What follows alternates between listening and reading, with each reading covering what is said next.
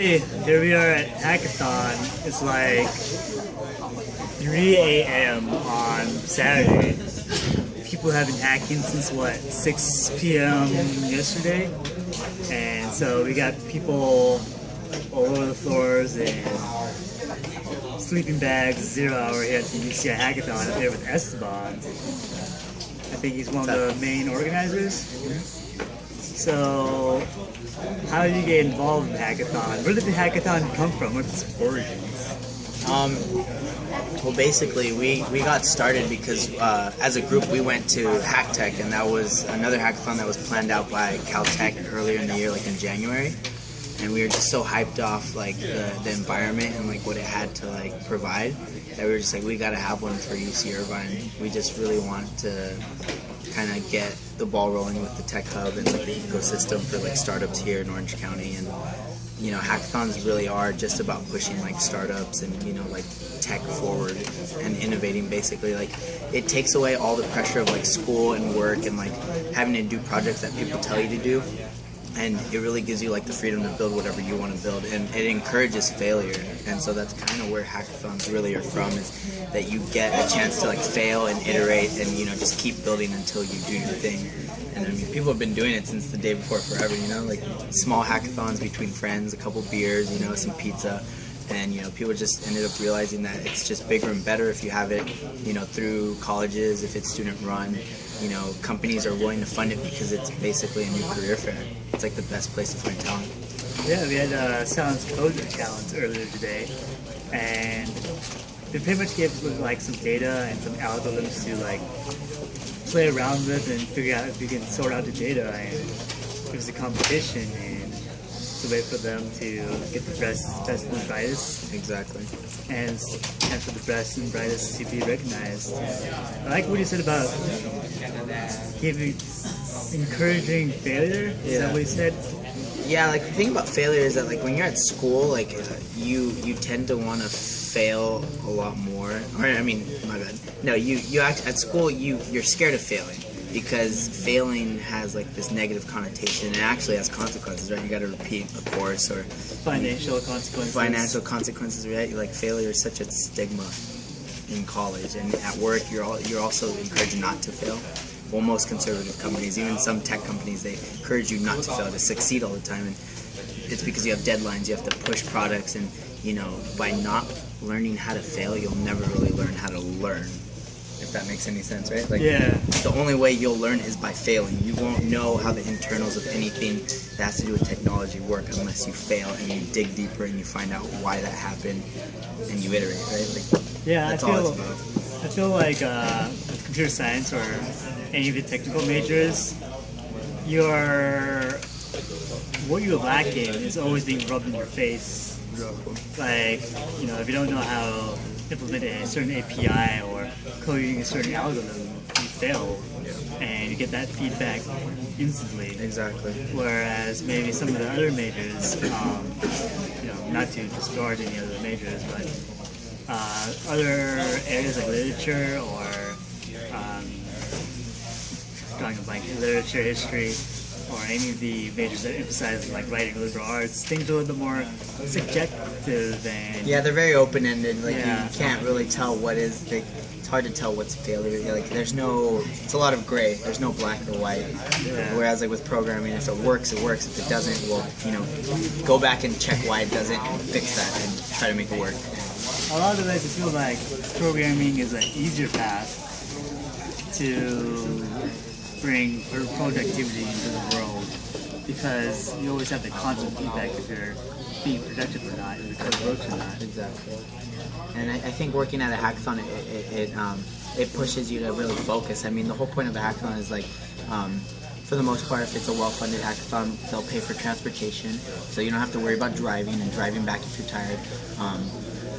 They pay for food, the companies pay for, basically all the money that comes from sponsors pays for the food, the venue, the Wi-Fi, the amenities, the swag, the transportation. So like, it's just like a startup. That's the whole point. It's a startup feel. You worry about nothing except what you want to build. and that's what you do. You just focus for 36 hours, 24 hours, however long the hackathon might be. But you have laser focus, and you just say, "Fucking ship it," right? Like that's what everyone's been saying, and that's like the tagline to live by. What got you into programming? Actually, it was my best friend Ryan. He got me into it. I came in as a double E, and I mean, I was actually not all for programming. I kind of wanted to do both, but I was more prone to hardware, and then he kind of got me into it, and I don't know, it was just naturally happened, I guess, right? Like he got me into it, and I just stayed interested. Hung around. All my friends were computer science majors, and it's kind of just how it happened. Yeah. Naturally, and just started hanging out with like-minded people, going to hackathons, right? Or conferences like DEF CON, whatever meetups for programming languages. He brought you into this world. Yeah, exactly. He introduced me to it, and it's easy to get immersed in it and just see how. I mean, if you're drawn into tech, like these kinds of things are the best place to be, right? Like this is where you're gonna learn. Yep, and something about computer science compared to other majors. Something about computer science, I feel, it's the most direct path to taking your intelligence and creativity and to use it to create wealth and productivity. Yeah, no, definitely. I mean, it's right now it's like the easiest way to actually have an idea and bring it to life and make it something tangible, whether it's a hardware hack or an app or a website, and like it's just there. You can actually, if you're not a computer science major, we're living in a time where now there's no reason to not build whatever is on your mind. And like the way I tell people is like, you should always, it could be the shittiest product in the world, but like if you build version 1, V1, it will always have the vision that you initially had, right? Like it will always be your baby, and it will have the skeleton that you provided. And from then on, you can take it to another team at another hackathon, or if it's a startup, hire engineers, and they'll make it more efficient, hire designers to make it beautiful and amazing, and like everyone will want to use it. But it won't stray the path, the vision that you had, right? Like that's why hackathons are here, for people to learn how to program, to learn how to design, and be able to push out the product that they have right here. And along the way, they'll also learn that it doesn't always come out the way that you kind of expected, but they'll still have that vision, like that.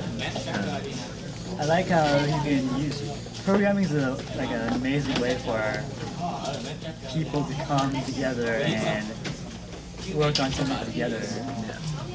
Something about programming, it's like compared to other disciplines, I feel with other disciplines might be a little bit subjective in how people can come together and collaborate. Like say, I work for a medical device startup, and there's been a lot of I'd say errors communicating between like operations, manufacturing, quality, regulatory. Whereas I feel like programming, since say you're all on the same mainframe, like the same stack or the same programming language, it's a little bit more clear in how other people can come together and combine their experiences and combine their expertise and intelligence and creativity to create something. No, definitely. I definitely agree. I mean, even at regular tech or any tech company, everyone's going to have a school of thought. And I think that's why, going back to hackathons, you're really allowed to meet up with like-minded people that kind of want to have this freedom of what they're building, like projects, whether it's school projects, work projects, or based on industries that you're working in, there's always going to be some sort of restriction. There's going to be some sort of, if it's a publicly traded company, right, like then you have to make the shareholders happy. There's always going to be something, and hackathons are like the one place where you can really build whatever you want to build without anyone telling you like how it has to be, and like the feedback is amazing. They'll let you know like this isn't working. And like you said, it's immediate. Like not only do you have the chance to see your product in action when you're building it and see how it's failing or how it's succeeding, but you can turn to the next person. Chances are they'll be working on something different, so they'll have like a fresh view on whatever you're trying to provide, and you'll get immediate feedback, right? Like you don't have to go out after you spent like So like if you're just by yourself building an app, you still have to go out and show your friends and show the public. But at hackathons, you can walk around or even wait till the end of the weekend for the expo, and people will be like, "Oh, that's really cool, but did you think about it this way?" And you know, maybe next time you try to iterate and make version 2 or just clean it up, you'll have that in mind, and it'll be a new feature or you know just a bug fix, right? Yeah. Pretty neat. No, that's all the questions I have for now. Estabon, when's gonna be the next hackathon?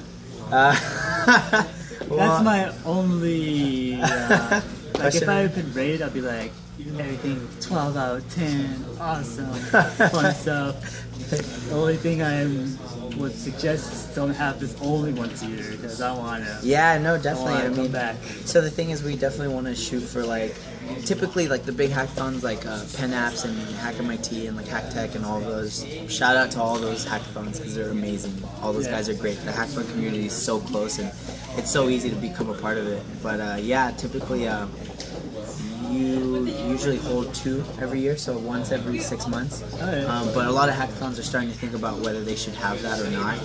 Maybe have it like once a year so you can plan bigger events or more well thought out events. You know, either way, even if it's not Hack UCI, there will always be hackathons. So like in the fall, there's going to be some old school ones, right? Like Pen Apps, MIT, Hack Tech, and then there's going to be some new ones like Cal Hack. Stanford's going to have one. So there's always something going on in the community. As for Hack UCI, I think the organizing committee is going to start planning for another one, possibly this summer for the fall or the winter. Not sure yet. Alright. We're still trying to get through this one. Because I don't think there's a lot of hackathons in the Orange County area. Yeah, there really isn't. So I think we're definitely going to start trying to get involved with any other groups. We really wanted to set like the bar, or not so much the bar, but just kind of the mood for what hackathon should be like. And you know, for if companies want to have them or organizations want to have them, what they should kind of follow in terms of like a template. It could be bigger, it could be smaller, but this is generally what a hackathon's like all around the country. So we'll definitely try getting involved with some more. I know we're trying to get involved with Spotify. They want to hold a music production one, so we might be hosting one in the US with Hack UCI. So we'll see, that's in the works. But Hack UCI Part 2 will probably be in the fall or in the winter. Alright, now let's talk about Estabon's programming in Spy tattoos. I think there's no programming. This balloon represents the world of programming, and I think this is Steve Woz and that's Steve Jobs, and their brains are fueling Apple. Yeah. Oh my god. And then this is that's a coffee table in IKEA. You know, the ones that fold. Oh. Yeah, I think that's what it is. It might be. I'm not sure. It represents the folding of a laptop when you close it. Oh. Yeah. I like it. And then that's a new one. I should use that on the chicks. Yeah. I should tell them that. Be like, hey ladies, I know the codes. I know the computers. You're like, oh my god, you want to go to my room? I have a laptop. To teach me how to code, right? Yeah. Okay. Speaking of chicks, it seems like there's not as many girls as there are guys at hackathons. Yeah, what do you think that is? I mean, I don't think it's one of those things where it's just it's a male. I don't know. There's a lot of guys that are in tech, and I really don't know how to answer that question. But you know, we definitely. Actually, that's not true. See, here's the thing. 90% of like our organizing committee and volunteering committee for Hack UCI is actually full of females. It's all WICs, Women in Computer Science from UCI. I've noticed it. There is like there's such a like big population of women at UCI that actually are in tech, and it's freaking awesome. And like that's why we don't understand why more women aren't in tech, and that's what we want to do. We want to push that forward. We actually partnered with She++ from Stanford, and we're looking to just basically get the word out and help a couple other organizations like Wonder Women Hacks and help get women into technology and, you know, make them feel like, you know, it's okay, you know, like you can get into tech. It's not a male-dominated industry. It shouldn't be.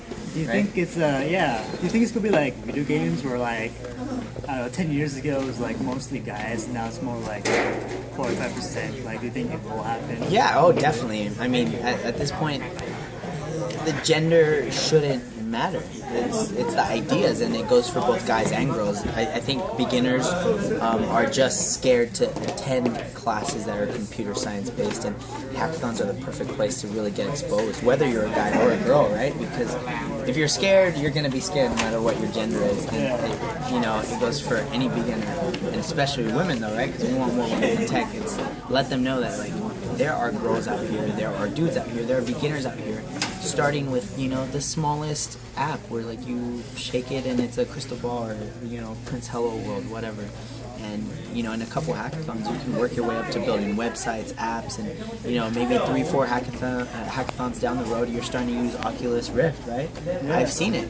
People next to me telling me at hackathons like, yeah, I'm using Oculus Rift to travel the world with Google Maps, right? And but I started with Hello World, right? Like somewhere. So all you gotta do is like show up and even if it's your first hackathon, like do a tutorial on iOS apps and then just work your way from there. I think,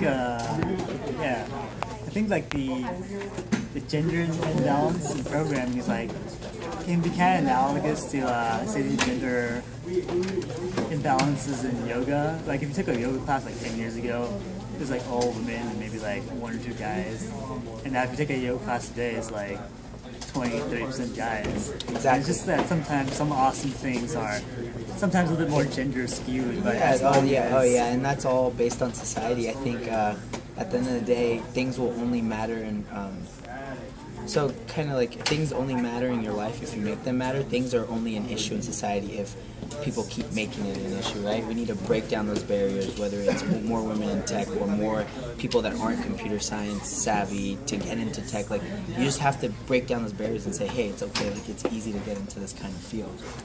Yeah. Well, very optimistic about the future. Definitely. The programming world is pretty awesome right now, but it's going to get more exciting. It's only going to get better, and hackathons are going to make sure that happens. Hell yeah, dude. All right. Estabon Hackathon UCI 2014. Catch you later.